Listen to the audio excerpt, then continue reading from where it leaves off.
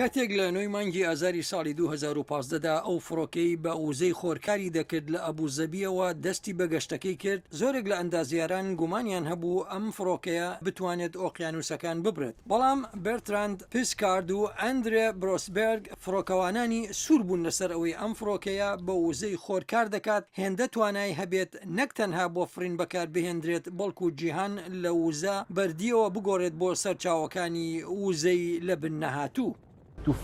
بۆ ئەوەی گشت بۆ فڕۆکەیە بکەیت کە بەوزەی خۆر دەفرێت پێویستت بە فڕۆکەیەکە کە بەوزەی خۆری کەم کار بکات. هەروەها ئێمە ئەو تەکنۆلۆژیانەمان هەیە کە دەتوانیت لە نێو ماڵەکەدا بەکاریان بهێنیت، هەروەها ئەوەشی کە خەڵکان بۆ گواستنەوە لەسەر زەوی بەکاری دێنن. هەر بۆیە ئێمە گەرەکمانە ئەمە پیشانی سەرانسەری جیهان بدەین.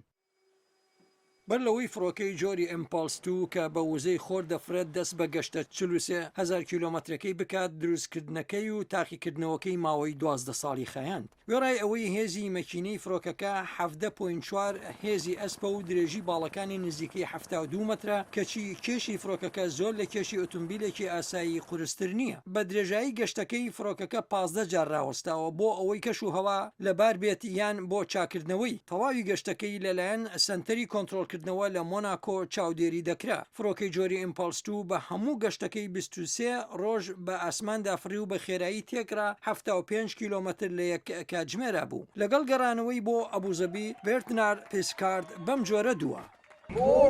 ئەمە لە دەستکەوتێک زیاترە لە مێژووی فڕیندا و هەروەها دەستکەوتێک بووە لە مێژووی وزەدا. ئێمە گەشتێکی فڕینی پتر لە 40,000 کیلۆمەتریمان بە 20 کرد. جا ئێستا ئەرکی ئێوەیە بەرەو پێشتری بەرن. نزیکی 8 ئەندازیار و تەکنیکار هاوکاریان لە دروستکردنی فڕۆکەکەدا کرد و بڕی نزیکەی 170 میلیۆن دۆلاری تێچوو کە لەلایەن کۆمەک بەخشانی تایبەت و حکومەتی سویسرا و هەروەها ئاژانسی وڵایی ئەوروپایەوە دابین کرا بوو. سمکۆ عەزیز، دەنگی ئەمریکا.